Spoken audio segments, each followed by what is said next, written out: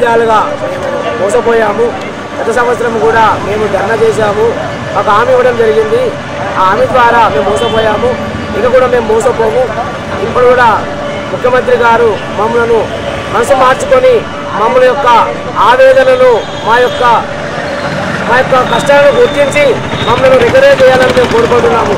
ఎందుకంటే మేము అనేక విధాలుగా పనిచేయడం జరుగుతూ ఉంది. కేజీబీవీ యూఆర్ఎస్లో పనిచేయడం జరుగుతూ ఉంది. సమగ్ర శిక్షలో అన్ని వింగ్లలో ఎంతో కష్టపడి పని భారంగా అనుకోకుండా అందరూ కష్టపడి పనిచేయడం జరుగుతూ ఉంది. మా శ్రమకు తగ్గ ఫలితం రావడం లేదు. అందుకని రోజు పెరుగుతున్న ధరలు చాలా పెరిగిపోతూ ఉన్నాయి, మాకు సరిపోవడం లేదు. చాలి జీతాలతోటి మేము చాలా ఇబ్బంది గురి అవుతూ ఉన్నాము. మాకు ఎలాంటి ఎక్స్‌గ్రేషియా చెల్లించడం లేదు చనిపోతే. మరియు మా వారు 60 సంవత్సరాలు దాని తర్వాత రిటైర్మెంట్ అయిన తర్వాత ఎలాంటి పరిహారం చెల్లించడం లేదు. మాకు ఎలాంటి హెల్త్ కార్డు లేవు. అవన్నీ సమకూర్చి మమ్మల్ని ఆదుకోవాలని మేము కోరుకుంటున్నాము. ఈ యొక్క ధర్నా ఉద్దేశం ఏంటంటే మాకు రెగ్యులరైజేషన్ కావాలి, ముఖ్య ఉద్దేశం. లాస్ట్ ఇయర్ కూడా చేసాం. లాస్ట్ ఇయర్ తెలంగాణ ప్రభుత్వం కూడా గత 22 రోజులు చేసాము. ఆ ప్రభుత్వం ఏం చేసిందంటే మీకు సమాన పనికి సమాన వేతనం చెల్లిస్తామని గత ప్రభుత్వం చెప్పింది. అప్పుడు మేము అందరూ చెప్పిన మాట ప్రకారం ఈ ధర్నా వదులుకొని మేము వెళ్ళిపోయినాం. సరే అని ఇంకా మళ్ళీ ఎన్నికలు వచ్చాయి. ఎన్నికల ముందు కూడా మాది రేవంత్ అన్న గత అంటే అపోజిషన్ పార్టీ ఉన్న రేవంత్ అన్న వరంగల్లో మేము టీ తాగిన ఇదే ఇంత పెద్ద ఇదే రెగ్యులరైజేషన్, మేము టీ తాగిన మా ప్రభుత్వం వచ్చిన తర్వాత టీ తాగినంతసేపు ఇది రెగ్యులరైజ్ చేస్తాము అని మాకు హామీ ఇచ్చిపోయినాడు. సరే అని మేము 1 సంవత్సరం పాటు ఏ ధర్నాలు చేయలేదు, వాళ్ళు హామీ ఇచ్చారని. కానీ సంవత్సరం తర్వాత ప్రభుత్వ పాలన విజయవంతమైంది. అయినప్పటికీ మా ఊసు లేదు, మా కథలు పట్టించుకోవట్లేదు. ఇక్కడ మేము 20 సంవత్సరాలుగా వెట్టి చార్జీని బాధ్యతలుగా చేస్తున్నాము. అయినా కూడా మా బాధలు పట్టించుకోలేదు. అక్కడ మా పిల్లల్ని వదిలేసి మా ఇంటి దగ్గర పిల్లల్ని వదిలేసి హాస్పిటల్కి వాళ్ళని హాస్పిటల్లో పడేసి అక్కడ మా స్కూల్లో పనిచేసే పిల్లలకి వాళ్ళకే తల్లులుగా చెల్లులుగా అక్కలుగా మేము సేవ చేసుకుంటూ ఉంటున్నాం. అయినా మేము ఇక్కడ ఒక్క స్పందన కూడా లేదు. ఇక్కడ మా పనిచేస్తున్న సమగ్ర శిక్షలో అన్నలు ఉంటారు, తమ్ముళ్ళు ఉంటారు, వాళ్ళ వయసు అయిపోయింది. ప్రభుత్వ ఉద్యోగాలు కూడా చేయలేని పరిస్థితి. కొంతమందికి ఇంకా కొన్ని ఇక్కడ సమగ్ర శిక్షలో పనిచేసే వాళ్ళకి మెటర్నిటీ లీవ్లు కూడా లేవు. అయినప్పటికీ అది గుర్తుపెట్టుకొని మేము ఈ రోజుతో 29 రోజులుగా ఈ సమగ్ర శిక్షణలో రోజు ఒక వినూత్నమైన రీతిలో ఒక కార్యక్రమాన్ని చేస్తున్నాం. అయినప్పటికీ మాకు ఎలాంటి లేదు.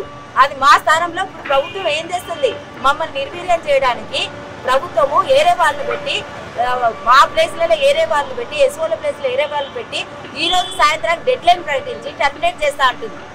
ఏదో ఒకటి హామీ ఇవ్వచ్చు కదా ప్రభుత్వం, ఎందుకు హామీ ఇవ్వలేకపోతుంది? మేము ఆయన ఇచ్చిన హామీని అడుగుతున్నాం కదా.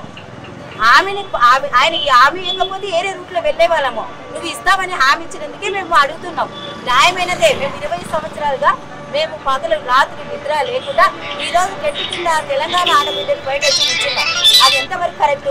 చిన్న చంటి పిల్లలు వేసుకొచ్చినారు, కడుపుతో ఉండే వాళ్ళు వచ్చినారు. అవన్నీ కనిపిస్తలేదా సీఎం రేవంత్ రెడ్డికి?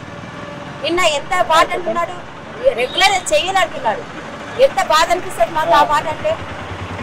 మేము విద్యాశాఖలోనే పనిచేస్తున్నాం కదా, రిజల్ట్ తెస్తున్నాం కదా. జనాభా లెక్కలు వాడుకుంటారు, సర్వే లెక్కలు వాడుకుంటారు, అన్ని దానిలకు వాడుకున్నప్పుడు మేము గుర్తింపులేమా? మేము ఇంత కష్టపడుతున్నాం కాబట్టి మాకు ఫలితానికి మాకు ముఖ్యమంత్రికి విన్నవించుకుంటున్నాము. మా విద్యాశాఖలో విలీనం చేసి పేసుకెళ్ళమంటున్నాం. మమ్మల్ని చర్చలు పిలవమంటున్నాం. ఎక్కడో ఎవరో అక్కడక్కడ దూరం పిలిచి వాళ్ళని పిలుస్తా వీళ్ళని పిలుస్తా అంటున్నాడు. మమ్మల్ని కూడా మాలో కొంతమందిని చర్చలు పిలిచి ఇలా మేము ఏం చేస్తున్నాం గుర్తించి చర్చలు పిలిచి వేసుకెళ్ళిస్తే మేము ప్రభుత్వానికి కృతజ్ఞత తెలుపుకుంటాం, ధన్యవాదాలు. ప్రభుత్వం ఎంతవరకు ఉంటే మళ్ళీ నెక్స్ట్ ఆ ప్రభుత్వాన్ని కూడా గెలిపిస్తాం. మాకు న్యాయం చేస్తే మళ్ళీ కాంగ్రెస్ ప్రభుత్వమే తీసుకొస్తాం. దాదాపు 19,390 మంది ఉద్యోగులు సమగ్ర శిక్ష అభియాన్లో కాంట్రాక్ట్ పాత్రలను పనిచేయడం జరుగుతుంది. 20 సంవత్సరాలుగా పనిచేసినా కూడా దాదాపు 10,000 జీతం లేదంటే చాలా దురదృష్టకరమైన విషయం. ఈ రాష్ట్ర ప్రభుత్వం ఒకటే డిమాండ్ చేస్తూ ఉన్నాం. ఆ రోజు ముఖ్యమంత్రి కేసీఆర్ ఉన్నప్పుడు తెలంగాణ వస్తే కాంట్రాక్ట్ వ్యవస్థనే ఉండదు, కాంట్రాక్ట్ ఉద్యోగులు అందరూ కూడా ఉపయోగ జీవనతో పర్మనెంట్ చేస్తామని నమ్మించి మోసం చేయడం జరిగింది. అదేవిధంగా మనకి ఈ రేవంత్ రెడ్డి గారు కూడా గత సంవత్సరం దాదాపు 23 రోజులు సమయం చేసినప్పుడు వరంగల్లో అంటే మనకి ఏకశిల పార్టీకి ధర్నా వచ్చేసి మీరు మీ ఉద్యోగాలు పర్మనెంట్ కావాలంటే ఈ కేసీఆర్ ఉద్యోగం తీసేయండి, ఈ హరీష్ రావు ఉద్యోగం తీసేయండి, ఈ కవిత ఉద్యోగం, కేటీఆర్ ఉద్యోగం తీసేస్తేనే మీ ఉద్యోగాలు పర్మనెంట్ అవుతాం అని చెప్పడం వల్ల మేము ఈ రోజు అదే రోజు అది ఇంకో మాట చెప్పడం జరిగింది.